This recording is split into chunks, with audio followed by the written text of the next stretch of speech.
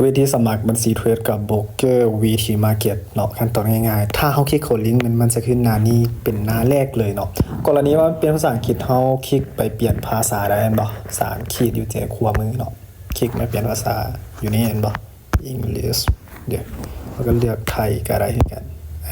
โอเคตอนนี้เป็นเปลี่ยนภาษาสำเร็จแล้วเนาะคือห้องนี้นี่นะประเทศที่ที่เดี๋ยวมันเปลี่ยนภาษาไทยกับบ่ถูกเฮาก็เลือกประเทศลาวที่จริงตัวนี้มันเลือกให้เฮาละเนาะแล้วก็ตัวนี้มันสิเป็นอีเมลของเฮาเนาะให้เฮากรอกอีเมลใส่โอเคเฮากรอกเสร็จเลยเนาะ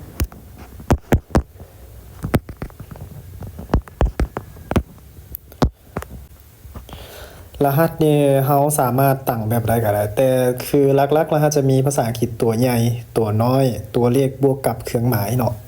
ทุกๆรหัสส่วนใหญ่มันจะมีประมาณนี้หลังจากที่เฮากรอกรหัสสำเร็จแล้วเนาะให้เฮานี่นะแคปจอหรือว่าบันทึกไว้เพื่อบ่ให้ลืมเนาะโอเคเดี๋ยวแคปจอแป๊บนึงผู้แนะนำเนาะผู้แนะนำนี่ไม่จำเป็นเนาะบ่จำเป็นเฮาก็กดเปิดบัญชีจริงนี่เลยเนาะกดเปิดบัญชีจริง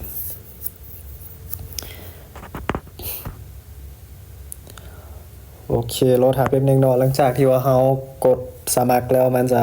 เด้งมาหน้านี้เนาะโอเคทุกคนหน้านี้มันจะเป็นหน้าของข้อมูลส่วนตัวเนาะหน้าข้อมูลส่วนตัวก็คือว่าซื้อจริงซื้อจริงซื้อกลางก็คือที่เป็นหน้าโครงการยืนยันตัวตนนั่นแหละทุกคนโอเคเนาะ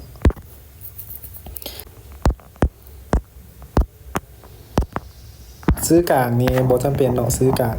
เพราะว่าอันนี้จะเป็นซื้อลิ้นเฮาใส่นามสกุลอะไรก็ได้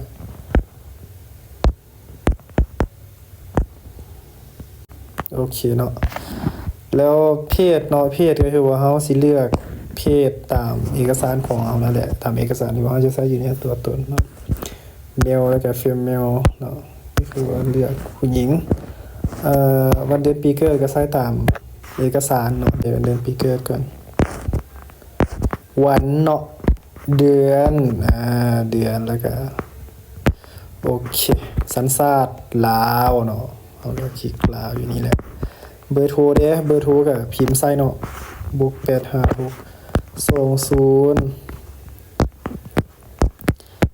959โอเคอีเมลเนาะโอเคเฮากรอกแล้วนะเฮากรอกตามนี้สำเร็จก็คือว่าเฮาจะได้กดต่อไปอีกเนาะกดต่อไปอีกเสร็จสิ้นกดต่อไปเห็นบ่กดต่อไปตอนนี้มันจะเป็นขั้นตอนในการเปิดบัญชีเลยเนาะก็คือว่าเปิดบัญชีเทรดที่สามารถผูกใน MT5 ได้เลย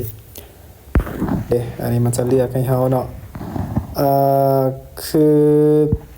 เฮาจะเลือก MT5 ไปดีว่าอยากใส่ MT4 ก็ได้เฮาจะใส่ MT5 เนาะเฮาใส่ MT5 แล้วเฮาไปคลิก MT5 อยู่นี่ Standard เนาะ Standard Swap Free เอาตัวใดก็ได้เนาะบัญชีเนี่ยนะให้เอา Standard ตัวนี้เนาะ Standard บัญชีระบบตน บัญชีนี้ถือว่าแบบเทรดง่ายที่สุดละต่อมาก็จะเป็นสกุลเงินเนาะเฮาจะเปิดเป็นสกุลเงิน USD เนาะก็คือว่าเงินดอลลาร์นั่นเองโอเคก็เรียนลงมาอีกรหัสเนาะสร้างรหัสสำหรับบัญชีรหัสตัวนี้มันจะบ่ได้แม่นรหัสเข้าสู่ระบบเนาะจะเป็นรหัสในการรหัสบัญชีเทรดอีกก็คือว่าเฮาจะได้ใช้รหัสตัวนี้นี่นะไปผูกใส่ MT5 นั่นเองโอเค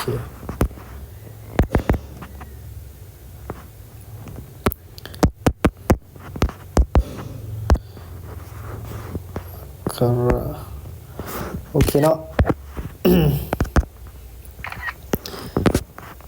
โอเคหลังจากที่เฮากรอกรหัสสำเร็จแล้วเนาะเฮาก็คลิกปุ่มนี้เห็นบ่คลิกปุ่มนี้คลิกทำเครื่องหมายที่ช่องนี้แสดงว่าคุณยอมรับเนาะที่ยอมรับเฮาก็กดส่งอีกเนาะกดส่งโอเคยินดีด้วยคุณเกือบจะพร้อมเทรดแล้วยืนยันตัวตนของคนฝากเงินเริ่มเทรดเนาะ โอเคขั้นตอนนี้มันจะเป็นขั้นตอนในการยืนยันตัวตนนั่นแหละยังบ่สำเร็จเทื่อเฮาคลิกดำเนินการตรวจสอบบัตรประจำตัวเนาะเฮา ำไมฉันถึงต้องยืนยันบัตรประจำตัวคลิกตัวนี้ก็ได้เนาะโอเค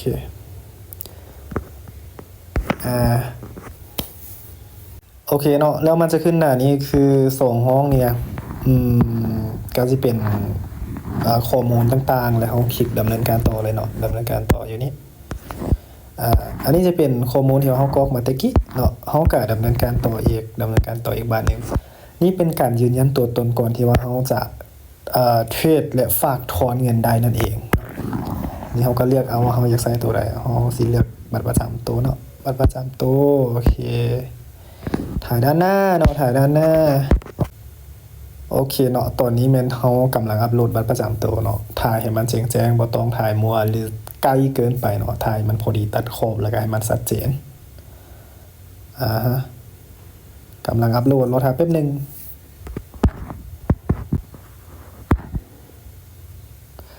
โอเคเนาะเขากดดำเนินการต่อเลย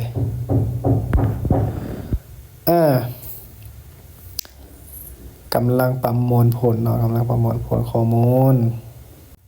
โอเคตอนนี้มันแจ้งว่าโปรไฟล์ของคุณได้รับการยืนยันเรียบร้อยแล้วเนาะก็คือว่าสำเร็จการยืนยันตัวตนเนาะ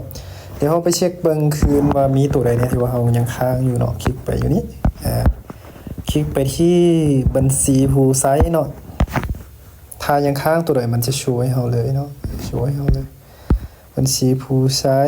เดี๋ยวเราคลิกไปที่โปรไฟล์เนาะคลิกไปที่โปรไฟล์เบิ่งสถานะการตรวจสอบเนาะกดดำเนินการต่อตอนนี้ก็คือว่าขั้นตอนสุดท้ายนี่เนี่ยคือตอนนี้เฮาสามารถเทรดเนาะสามารถผูก MT5 สามารถฝากเงินเขาได้แต่ว่าเฮายังบ่สามารถเปิดบัญว่าบ่สามารถถอนเงินเนาะบ่สามารถถอนเงิน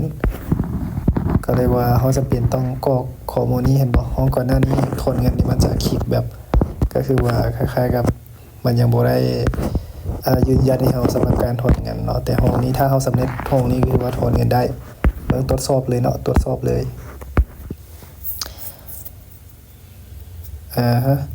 อันนี้แม่นเดี๋ยวเราเปลี่ยนภาษาก่อนเนาะเปลี่ยนภาษาแป๊บนึงข้อมูลที่อยู่ก็สิมีพวกค่าน้ำค่าไฟสเตทเมนต์ธนาคารพวกนี้แหละเดี๋ยวคลิกไปเบิ่งดำเนินการต่อข้าพเจ้ายินยอมเอกสารเด้อันนี้ก็คือสิเป็นพวกเอกสารระบุตัวตนที่ถูกต้องพร้อมรายละเอียดที่อยู่เอกสารธนาคารใบเฮียเก็บค่าสาธารณอุปโภคเนาะก็คือเฮาใช้สเตทเมนต์ธนาคารนี่ง่ายที่สุดละเนาะเฮาไปขออยู่ธนาคารเลยว่า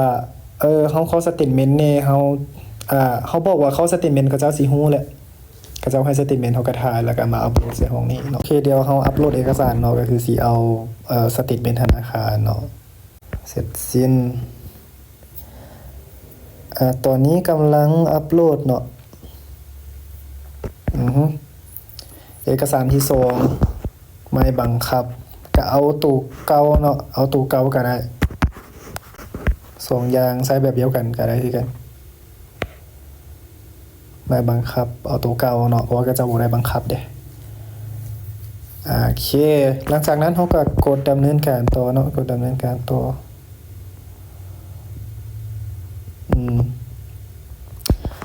ก็คือหลังจากที่เฮาเนาะหลังจากที่เฮายืนยันข้อมูล3ตัวนี้สำเร็จก็ถือว่าเฮาสามารถฝากเงินเทรดและกระถอนเงินได้ปกติก็ถือว่าบัญชีของเฮานี่เสร็จสมบูรณ์เนาะวิธีกดเช็คเมนูคลิกไปที่โปรไฟล์เนาะคลิกไปที่โปรไฟล์บอกดำเนินการต่ออย่างพวกนี้แหละอันนี้ก็คือว่าผ่านเด้ห้องที่1ก็คือว่าผ่านเปิดบัญชีเนาะฝากเงินกรณีว่าเฮายังบ่ได้ยืนยันตัวตนเนาะแล้วเมื่อเขายืนยันตัวตนเนาะก็คือว่าเอกสารบัตรประจำตัวแม่นเขาจะสามารถเทรดได้แต่เขาต้องยืนยันพวกสเตทเมนต์ก่อนเนาะจึงสามารถถอนเงินได้ประมาณนี้3ขั้นตอนเมื่อกี้แม่นสเตทเมนต์แม่นเขาเอาสเตทเมนต์ที่บ่แม่นของบัญชีนี้ยืนยันเนาะมันก็จะแจ้งมาได้